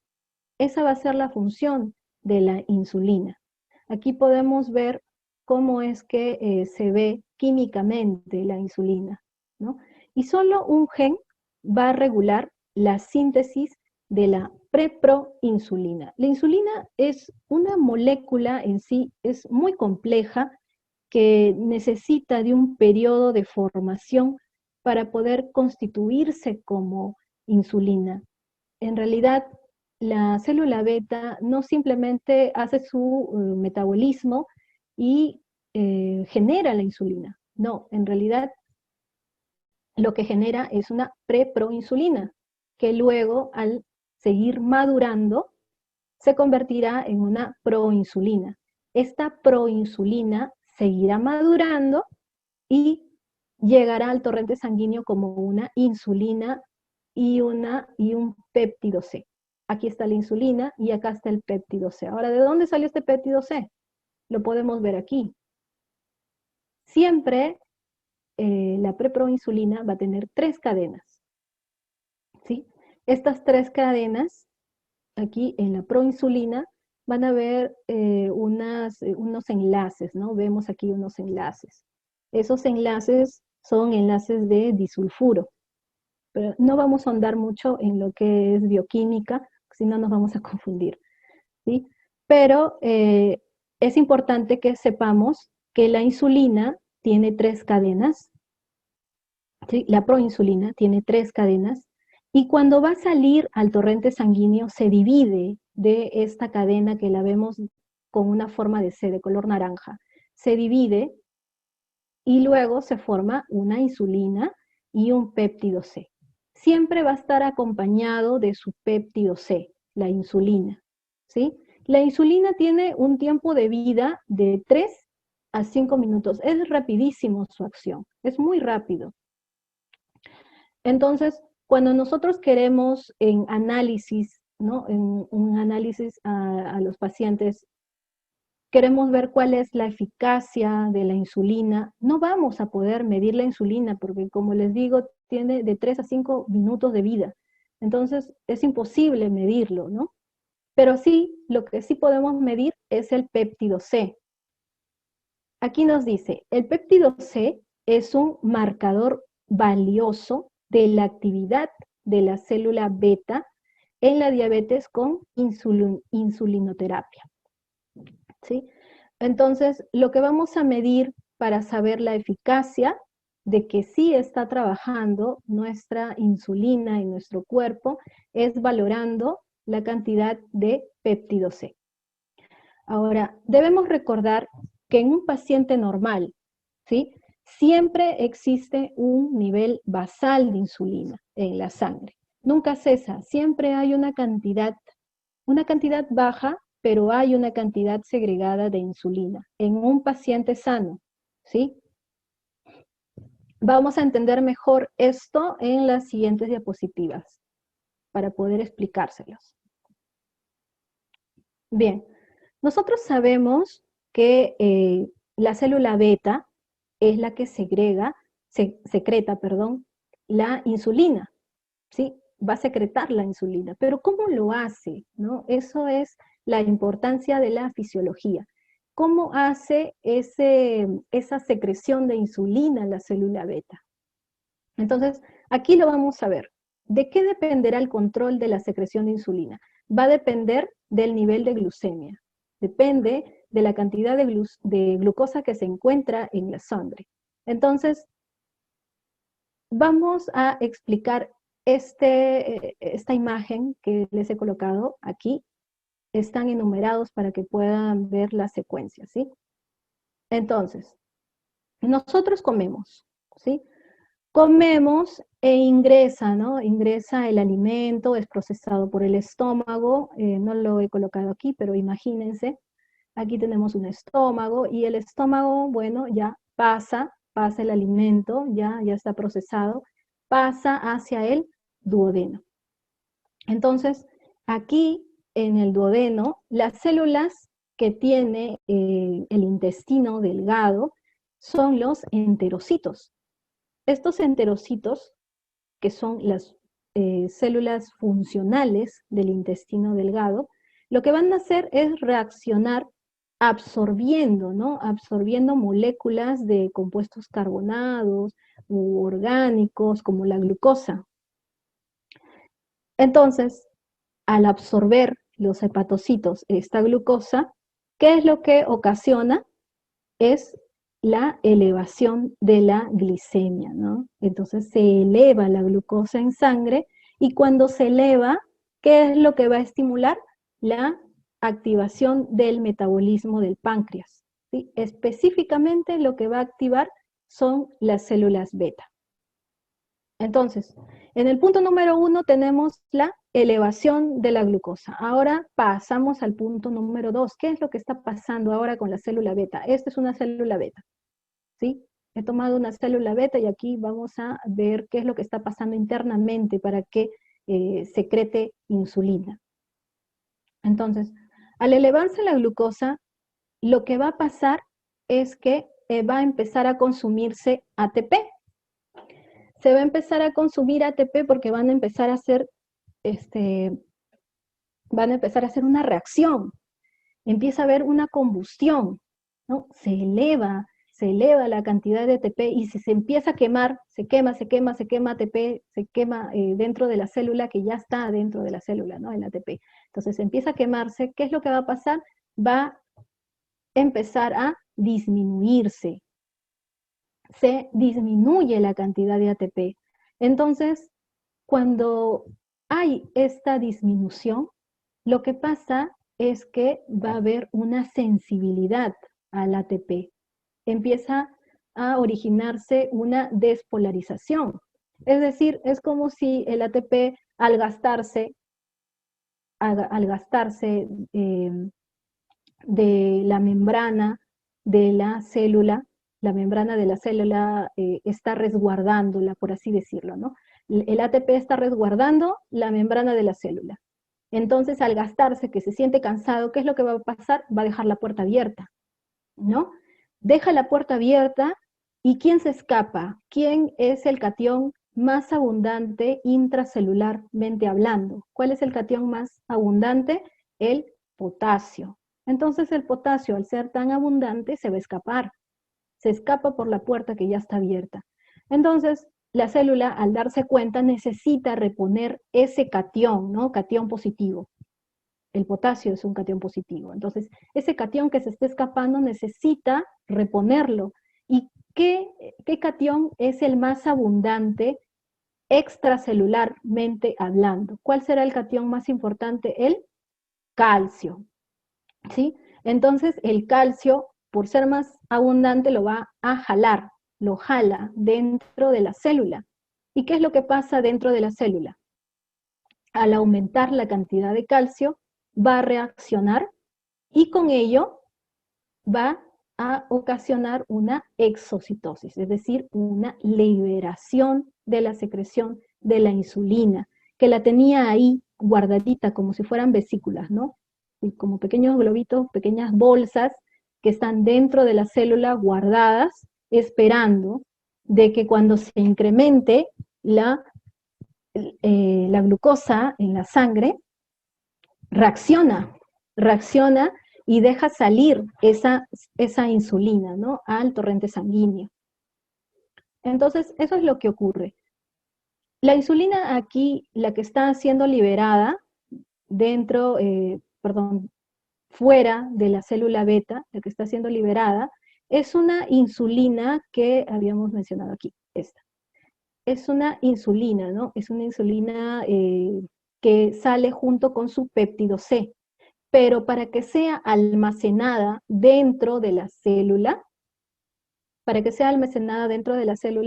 ha sido tomada como preproinsulina. No es guardada en realidad como insulina y péptido C. Esto solamente es cuando es liberado al torrente sanguíneo. Pero para ser guardado, se guarda como preproinsulina. Luego se sintetiza a proinsulina y luego ya al torrente sanguíneo como insulina y péptido C, ¿sí? Entonces, esto espero que esté quedando claro. Entonces, sigamos. Los factores que controlan la secreción de insulina y glucagón. ¿Cuáles serán los factores que controlan? Aquí podemos ver, ¿no? Glucemia, glucosa en sangre. La glucosa en sangre va a estimular a la insulina, ¿sí? Cuando la glucosa es alta, estimula a la insulina para que salga, ¿no? Para que ayude a que la glucosa entre dentro de las células para que esta condición alta baje. Ahora, la glucemia va a inhibir cuando es baja a la insulina. ¿Por qué la va a inhibir? Porque obviamente si no la inhibe, pues empieza a originarse una hipoglicemia y podríamos hasta morir. Entonces, esta respuesta es importante. En el glucagón vamos a, vemos que la glucemia estimula cuando tiene una condición baja. La glucemia va a ser estimulante cuando la glucosa está en una proporción pequeña, ¿no? No hay mucha glucosa dentro de la sangre. Entonces, el glucagón se va a activar, como ya lo habíamos explicado en las diapositivas anteriores, ¿no? Cuando nosotros no hemos comido, hay baja de glucosa. Y quien se activa es el glucagón. Entonces, lo que estimula el glucagón es una baja de glucosa. Lo que va a inhibir al glucagón va a ser cuando la glucosa esté alta. Ahora, los metabolitos que van a estimular a la insulina, a la salida de la insulina, va a ser los aminoácidos, los ácidos grasos y cuerpos cetónicos. Cuando estén presentes estos metabolitos en la sangre, la insulina también será estimulada para que pueda ser secretada, ¿sí? ¿Qué es lo que pasa, por ejemplo, con los aminoácidos? Los aminoácidos lo toman del músculo, ¿no? Los cuerpos grasos de los lípidos de nuestras grasas y los cuerpos cetónicos. ¿Qué es lo que ocasiona cuando nosotros no hemos comido? Empieza a degradar nuestras reservas que tenemos para poder tener glucosa dentro del organismo. Entonces toman nuestras reservas. La primera reserva que toma nuestro cuerpo son los lípidos, nuestras grasas, ¿sí? Ya cuando no tengamos grasa, que es lo que sucede en los pacientes diabéticos de tipo 2, en estos pacientes cuando es tomada la grasa, que seguramente han visto ese signo, ¿no? Los pacientes con diabetes tipo 2 empiezan a adelgazar, ¿sí? Entonces, esta delgadez se debe a que la insulina, perdón, a que está tomando los lípidos, esas reservas que tiene el cuerpo del individuo, ¿no? Y luego de las grasas van a ser tomados los aminoácidos que están en los músculos. Bien, el glucagón va a ser estimulado en los metabolitos por los aminoácidos y va a ser inhibido por los ácidos grasos y cuerpos cetónicos. En las hormonas tenemos al estimulante, el glucagón, algunos péptidos gastrointestinales, hormona del crecimiento, corticotropina, la hormona estimulante de la tiroides. Esos van a ser los estimulantes de la insulina. Y las hormonas que van a ser inhibidores de la insulina van a ser la adrenalina y la somatostatina. ¿Sí? Por ejemplo, ¿por qué sería la adrenalina un inhibidor de la insulina? La adrenalina va a ser un inhibidor porque, ¿qué es lo que pasa cuando un ejemplo, ¿no? Estás en mucho estrés, ¿no? Qué sé yo, ha pasado un accidente o has visto a alguien que necesita ayuda en un momento así determinado y reaccionas. Esa adrenalina, ¿no? Es bajo un estrés. Entonces, la adrenalina, ¿qué es lo que está ocasionando ahí? Es bloquear a la insulina para que ya no consuma esa glucosa y tú te pones alerta, Y en ese momento, así, rapidísimo, haces un consumo de glucosa alto, ¿verdad? Entonces, la insulina no puede participar ahí porque si no se lleva parte de esa glucosa que tú necesitas para poder hacer una reacción, para reaccionar en ese momento tú lo necesitas. Entonces ahí se bloquea la insulina. Por ejemplo, los pacientes diabéticos de tipo 2, que aún tienen células beta que secretan insulina, ¿no? En estos pacientes está prohibido someterlos a estrés. ¿Por qué? Porque van a bloquear esa insulina, va a haber una resistencia, ¿no? Entonces es vital mantenerlos tranquilos a este tipo de pacientes, ¿no? Para no incrementar esa alteración que ya tienen. Bien, en el glucagón, los estimulantes, las hormonas estimulantes va a ser la adrenalina, ¿no? La adrenalina va a estimular la mayor producción de glucagón para que sintetice más glucosa, ¿no? Como ya lo estaba explicando, ¿no? Va a sintetizar más glucosa para tener mayor energía al hacer una reacción. También en algunos péptidos gastrointestinales, ¿no? Los inhibidores va a ser la insulina. La insulina va a inhibir el glucagón y también la somatostatina. En la inervación vamos a ver un estimulante en la parte parasimpática, en la insulina, y un inhibidor en la simpática. Por ejemplo, una reacción simpática es la adrenalina, ¿no? Es cuando ya te pones alerta, simpática, ¿no? Y en el glucagón estimulante, el estimulante va a ser parasimpática y simpática, ¿no? Y entre otros, bueno, inhibidores, la hipocalcemia, por ejemplo, ¿no?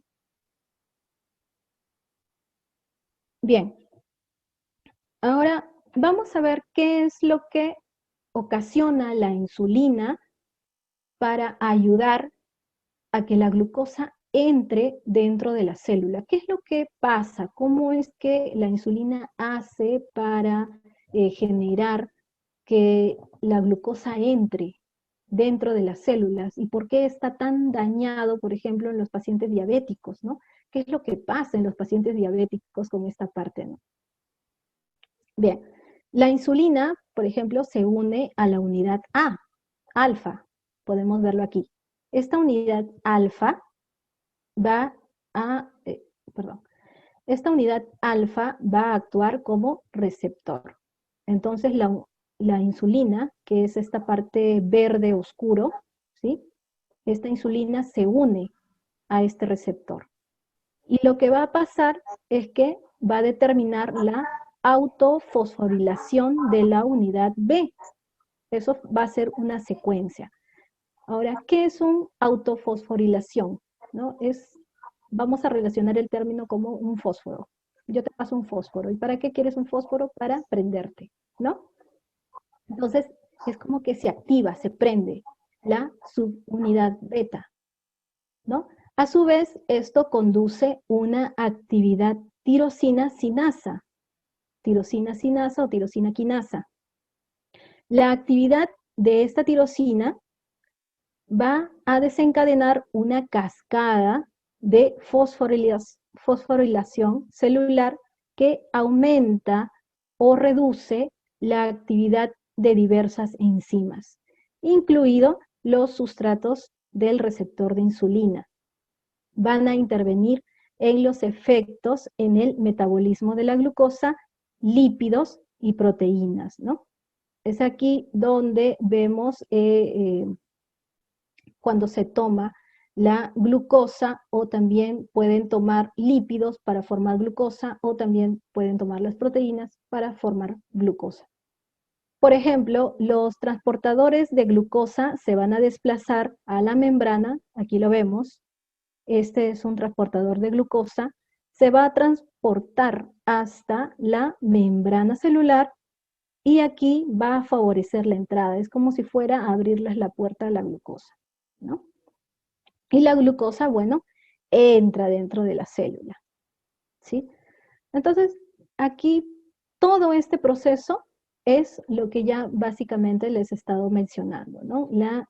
La insulina lo que hace es ayudar para que pueda ingresar la glucosa, ¿no? Como que le pasa la voz al transporte de glucosa para que se una aquí y abra la puerta hacia la glucosa y entre a la célula. Muchas veces el receptor de insulina falla, y eso es lo que pasa también en los diabéticos de tipo 2, ¿no? Sí tienen insulina, pero el receptor no sé, es como si esto fuera triángulo y ellos tienen, no sé, un círculo, ¿no? Entonces no llegan a captarse, no llegan a ensamblarse y al final pues hay una resistencia, ¿no? A esto se le dice resistencia. Y no solamente puede darse por un mal receptor, porque hay una alteración en el receptor, sino también por diferentes aspectos, por diferentes alteraciones que uno físicamente, por ejemplo, cuando no haces deporte, también dañas esta parte de los receptores, ¿no? Y diferentes otras alteraciones que puedes estar haciendo de manera física, ¿no? Bien, piense en que cada una de las células de su cuerpo es como una pequeña máquina. Como todas las máquinas necesitan combustible, los alimentos que usted come están hechos de carbohidratos, de proteínas y de grasas, que son utilizados para producir combustible para las células. Aquí vemos cómo es que la insulina va a ser como el embudo, ¿no? Es el embudo donde entra la glucosa, entra el azúcar dentro de la célula, pero para eso tiene que tener aquí su receptor. Si no, el embudo se cae, ¿sí? Entonces tiene que tener un receptor y la insulina tiene que ser el embudo que hace que el azúcar entre. En personas con diabetes, el páncreas o no produce nada de insulina o produce insulina insuficiente o inclusive insulina defectuosa. Eso es lo que pasa muchas veces en las diabetes de tipo 2, ¿no? Cuando hay una insulina defectuosa, por ejemplo, en las diapositivas que hemos visto anterior, muchas veces no sale una insulina madura, como es la insulina y el péptido C, ¿no? No va a secretarse al torrente sanguíneo de esa manera. Lo que va a secretarse, por ejemplo, es una proinsulina o una preproinsulina, y estas son insulinas que están inmaduras. Entonces, al ser insulinas defectuosas, no se va a poder utilizar y al final lo que sucede es que no se está aprovechando, no está entrando esa glucosa como debe de entrar.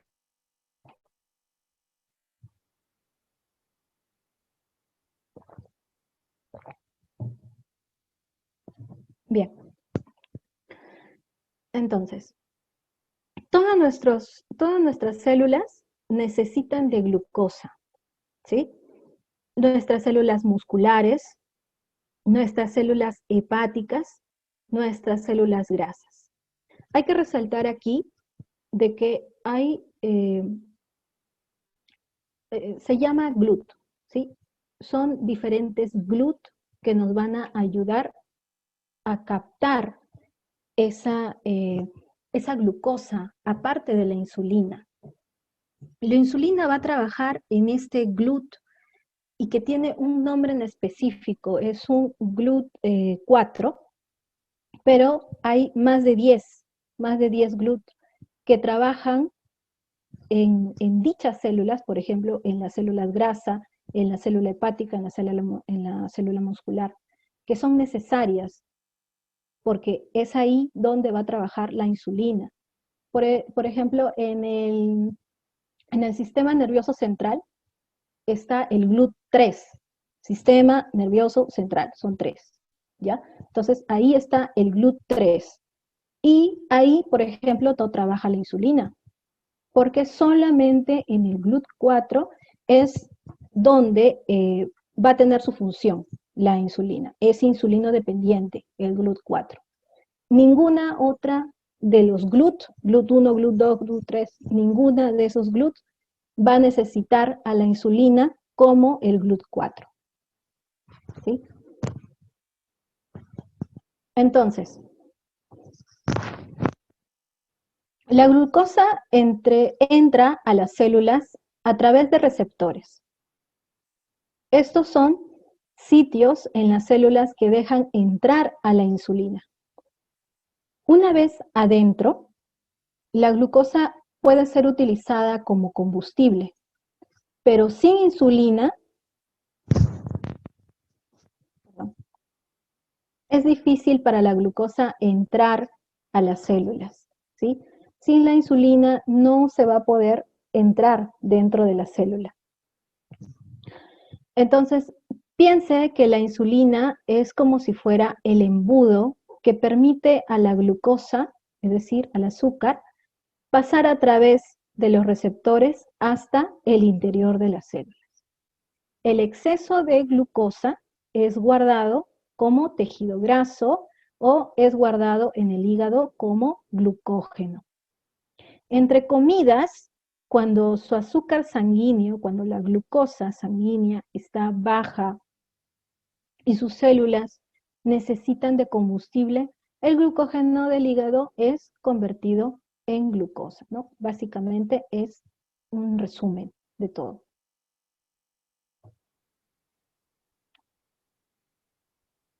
La insulina es la única hormona que va a reducir los niveles de glucemia, aunque hay varias hormonas que los elevan. La insulina, hay que recordar esto, ¿sí? La insulina es el único que nos va a ayudar a poder controlar la glicemia, pero no solamente el glucagón va a participar en aumentar la glucosa. Por ejemplo, ya lo había mencionado con la adrenalina, ¿sí? La adrenalina en una respuesta de estrés va a participar esta hormona y lo que hace es inhibir la insulina, ¿no? Y al inhibir la insulina, ¿qué es lo que ocurre? Es la concentración de glucosa en la sangre. Tendremos una hiperglicemia. Eso es en lo que es la adrenalina. Ahora, en respuestas también de estrés, se secreta el cortisol, ¿sí? Esta también va a reducir la sensibilidad a la insulina.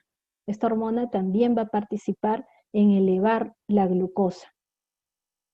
Ahora, tenemos la hormona del crecimiento, la GH, ¿no?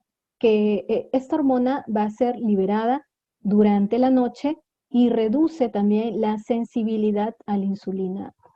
Es por eso que en los jóvenes, en los pequeños que están en crecimiento, no es bueno de que duerman constantemente, ¿no? Uno tiene que dormir lo que debe dormir para que esté descansado, pero no es bueno de que duerman constantemente porque también se va a dar una resistencia, una alteración a la insulina, entonces tampoco es adecuado eso. La hormona del crecimiento no solamente actúa durante la noche, ¿sí? Y tampoco es bueno de que ni jóvenes ni adultos vayan a descansar habiendo comido en demasía y sobre todo dulces o grasas. Siempre por la noche consumamos algo muy ligero, ¿sí? Bajo en glucosa, ya que en la noche no vamos a absorberlo y esto va a acarrear un problema mayor más adelante. Entonces, respuestas que alteran los niveles de glucemia. Las respuestas que elevan la glucemia son la ingestión de glucosa con la dieta, ¿no? Eso es típico. La gluconeogenia, que es la conversión irreversible de aminoácidos en glucosa. Esta conversión irreversible es porque está tomando estos aminoácidos de nuestro tejido muscular, ¿sí? Y que luego va a ser transportado transformado en glucosa. La glucogenólisis, que es la descomposición reversible del glucógeno en glucosa, ¿no? Esto, como ya lo estábamos mencionando, es una forma de guardar, almacenar la glucosa dentro del hígado en forma de glucógeno. No se guarda como glucosa en sí, se guarda como glucógeno. Y luego el hígado lo sintetiza para formar glucosa. Y esta ya es liberada hacia el torrente sanguíneo. Bien, las respuestas que bajan esta glicemia se va a dar cuando hay un aumento de la captación celular, ¿no? La célula empieza a captar esta glucosa para llevarla dentro, ¿no? Como ya le hemos explicado, capta y lo aprovecha para poder realizar sus diferentes actividades. Y con ello, pues, empieza a disminuir los niveles de glucosa en la sangre, ¿no? Todas las células están ahí esperando, están hambrientas en la mañana sobre todo, ¿no? En ayunas, están hambrientas de querer captar glucosa. Entonces, una vez que comemos o, no sé, almorzamos, vamos a tener una captación de las células por captando la glucosa, ¿sí? El metabolismo para reducir energía también es una respuesta que baja la glucemia. ¿Esto dónde lo vemos? Por ejemplo, cuando nosotros hacemos ejercicio. Algo muy importante es que en los pacientes diabéticos siempre es aconsejable de que hagan ejercicio, ¿sí? Porque la glucosa está elevada, uno. Aparte de la insulina, a pesar de que no haya insulina, el desgaste de las células en una respuesta física, como por ejemplo haciendo ejercicios, va a ocasionar que las células gasten esa energía e igual hace que esta glucosa ingrese, porque la toman, ¿no? De manera de emergencia. Entonces, a pesar de que no haya insulina, están gastando esa glucosa y está ayudando, no en una proporción como se quisiera, no en su totalidad, pero sí en una pequeña proporción, perdón, en una pequeña proporción ayuda a poder estabilizar, ¿no? Esos niveles de glucosa también. Entonces, esta es una respuesta para bajar la glucemia, el metabolismo para reducir esa energía. La glucogenia, que es la conversión reversible de glucosa en glucógeno, ¿no? Como es lo que lo hemos explicado también en la parte de glucógeno en glucosa del hígado. Igual, hace el mismo metabolismo, la misma función. Lipogenia, que es la conversión irreversible de glucosa en ácidos grasos. La glucosa va a ser generada a través de la toma de ácidos grasos, pero estos ácidos grasos van a tener una combustión que origina cuerpos cetónicos. Estos cuerpos cetónicos son muy peligrosos.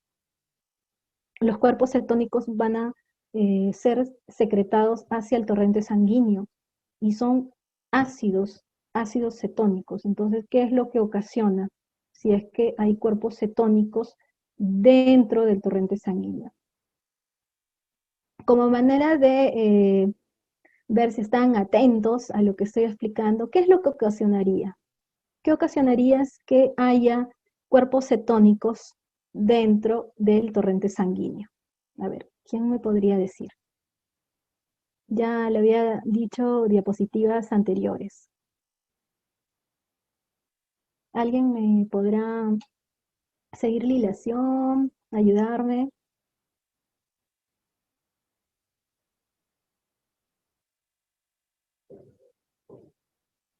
Vamos chicos, yo sé que ustedes saben.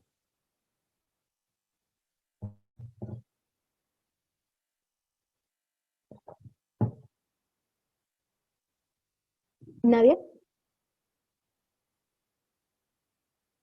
Bueno, Como ya lo había mencionado, ¿no? Diapositivas atrás, los ácidos grasos, al ser tomados y transformados a glucosa, esa combustión dará como residuo estos cuerpos cetónicos. Estos cuerpos cetónicos son ácidos.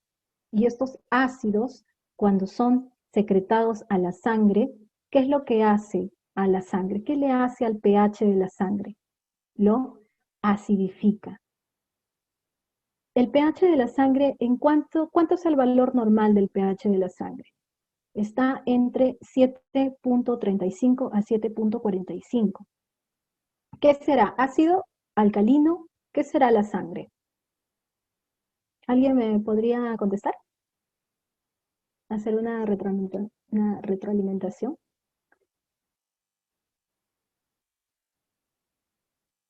¿Qué será la sangre? ¿Ácido? ¿Alcalino? ¿Qué será?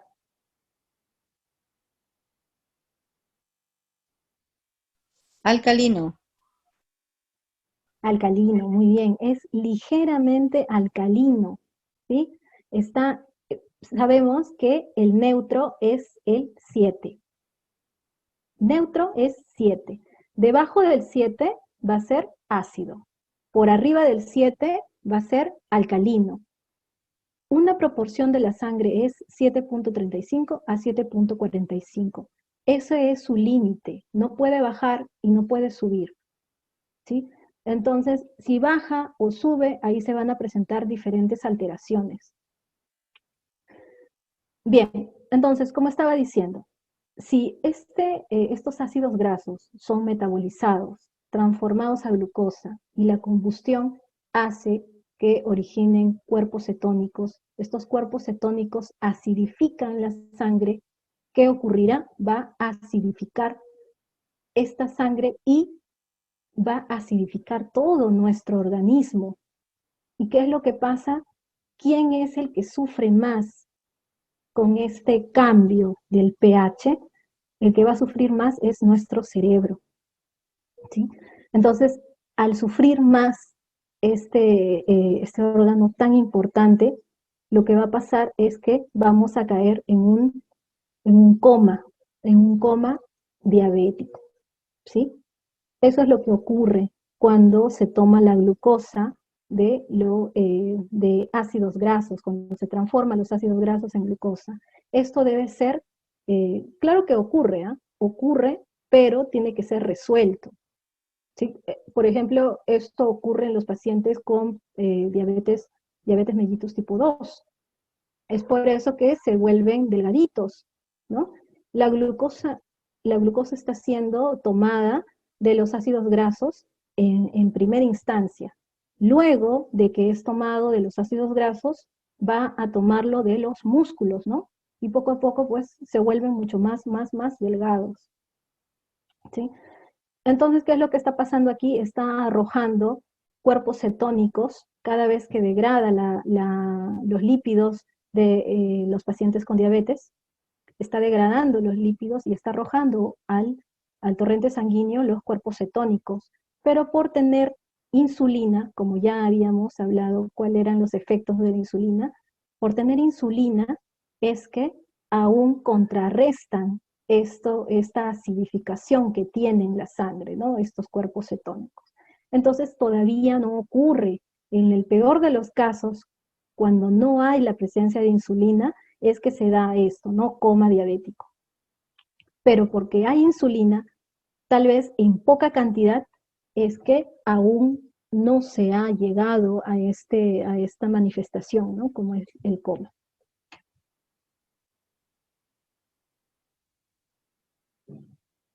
Bien, en esta diapositiva les muestro los cambios en los niveles sanguíneos de glucosa, insulina y glucagón tras una comida rica en hidratos de carbono, ¿no? Aquí lo podemos ver aquí. Glucosa plasmática. ¿Qué está pasando acá? ¿No? Por ejemplo, estamos en ayunas. Esta parte que está recta la línea, que desde el 3 hasta un poquito menos del 5, toda esta parte se le puede decir que es un basal. Es una proporción basal. Por ejemplo, ¿qué es lo que pasa cuando te piden un análisis de sangre? ¿Qué te dicen? ¿Que vayas comiendo o que vayas en ayunas? Vayas en ayunas, ¿verdad? Entonces, esta parte es la que miden, ¿sí? La proporción basal. Una vez que nosotros hemos comido, ¿qué es lo que pasa con la curva? Se eleva. Y se eleva, ¿y quién la baja? La insulina. Miren cómo baja y luego estamos normal, ¿no? Normal hasta nuestra siguiente comida. Ya bajó. Podemos ver aquí en la siguiente cómo es la insulina plasmática. La insulina, vemos que no está en cero. La insulina siempre, como ya les había mencionado, hay que recordar, siempre está siendo secretada. La insulina siempre hay una poca cantidad, pero está ahí. Está ahí, ¿por qué? Porque ya se está preparando. Por ejemplo, nosotros tomamos desayuno a las 8, ¿no? Nos despertamos a las 7. Nuestra insulina ya está trabajando porque ya sabe, tiene un reloj biológico, ¿no? Tenemos un reloj biológico que ya a las 8 ya nos está dando hambre y si no comemos, ya nos empieza a doler la barriga, ¿verdad? Entonces, la insulina se va preparando porque ya sabe que a las 8 vas a comer. Entonces, no va a recibir esa comida y luego recién se va a poner a fabricar su insulina en la célula beta, no. Entonces, ya la tiene ahí secretando poquito a poquito, ¿no? Hasta que ya llega el pico donde tú vas a comer, ¿sí? Entonces, si es que tú, por ejemplo, no comes, ¿no? No puedes comer, ha pasado algo, no puedes comer en ese momento. Entonces, ¿qué es lo que pasa? Entra en acción el glucagón. Como ve que la insulina está elevándose, ¿no? Hay mucha cantidad de, perdón, la insulina no está pudiendo trabajar, ¿no? Entonces hay poca cantidad de glucosa en la sangre. ¿Quién se va a activar cuando la insulina está, perdón, cuando la glucosa está baja? ¿Quién se activa? El glucagón, ¿verdad?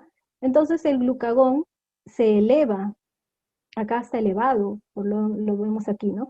Está elevado.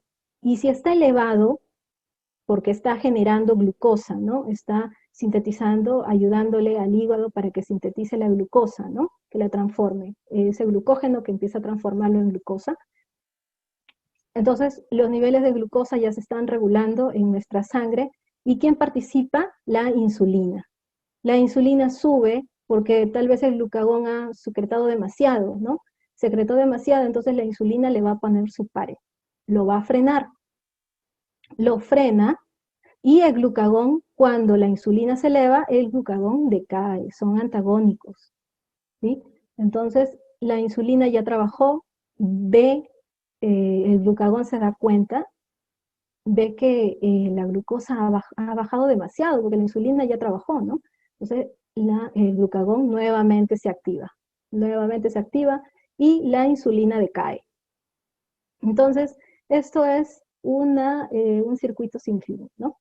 Esto es en pacientes normales, obviamente.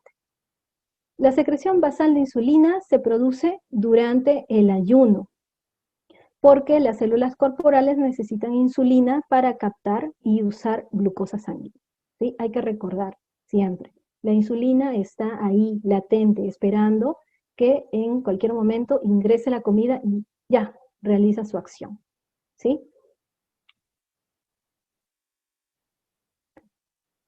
Bien, los efectos metabólicos de la insulina sobre las células diana. Tienen su efecto la insulina sobre qué células. Las células musculares, como ya lo había mencionado, y otras células, las células adiposas, las células hepáticas, el hipotálamo, por ejemplo. Entonces, la acción de la insulina, ¿cómo será en las células musculares? En las células musculares va a estimular la captación de glucosa. También estimula la gluconeogenia, que es la glucosa transformada en glucógeno. La estimulación de la glucólisis, que es la glucosa cuando la sintetizan, lisis, que es cortar, la glucosa la sintetizan en energía. Va a estimular la energía, la insulina. Estimula también la captación de aminoácidos y la síntesis de proteínas. Va a inhibir la glucogenólisis, que es el glucógeno transformado en glucosa, que es lo que realiza el hígado, por ejemplo.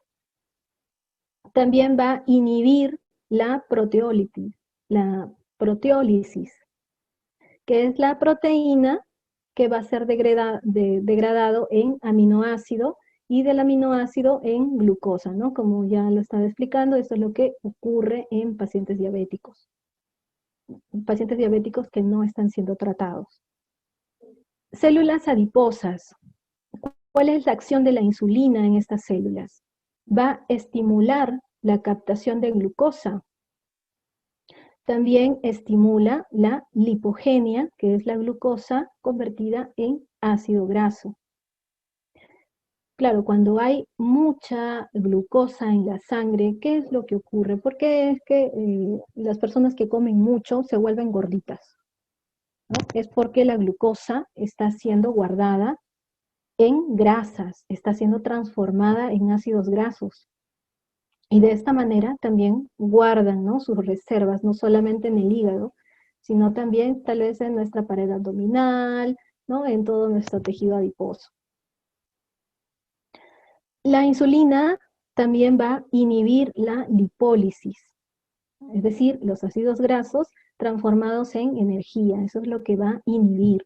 Si no hay presencia de insulina es donde se empieza a dar los cuerpos cetónicos, ¿no?, cuando se agarran los ácidos grasos para transformarlos en glucosa. Las células hepáticas van a tener también su acción de insulina. La acción de insulina, ¿qué acción tendrá? Es la de estimular la glucogenia, es decir, la glucosa transformada en glucógeno, ¿no? Esas son las células hepáticas en el hígado. También inhibirá la glucogenólisis, que es el glucógeno en glucosa. No va a utilizar sus reservas porque hay glucosa, ¿no?, en la sangre, entonces no lo utiliza, lo deja ahí. Inhibe la gluconeogenia, que son los aminoácidos transformados en glucosa, ¿no? Obviamente, en los diabéticos no está funcionando bien la insulina, y si funciona bien en un paciente normal, no van a aprovechar, no van a agarrar ninguna otra reserva, como por ejemplo los aminoácidos que están en el tejido muscular.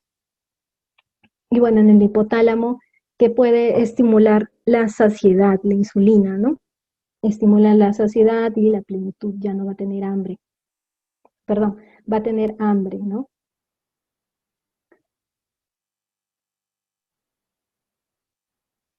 Bien, esto básicamente es lo que hemos estado explicando diapositivas anteriores, donde vimos cómo es que la insulina es captada por el receptor de insulina y luego las moléculas emisoras de señal van a juntarse a la pared, se van a adherir a esta pared de la célula y luego captarán, ¿no? Captarán a la glucosa. Estas que vemos como si fueran unas bocas son las GLUT4. Estas GLUT4 son dependientes de la insulina y se activarán solo con la insulina. Y si la insulina no está presente, estas GLUT no se van a activar, no se activan. Y como ya lo estaba mencionando, la GLUT está en el tejido adiposo, en el tejido muscular, en el hígado. Ahí están las GLUT4. El GLUT3 lo podemos ver en el sistema nervioso, por ejemplo, en la placenta. La placenta, ¿qué es lo que pasa con la diabetes gestacional? Por ejemplo, ahí no está trabajando la insulina, ¿no? No está trabajando. Entonces, lo que está pasando es que la glucosa está entrando así. No hay alguien que le diga, no, para, o hasta ahí nomás, no.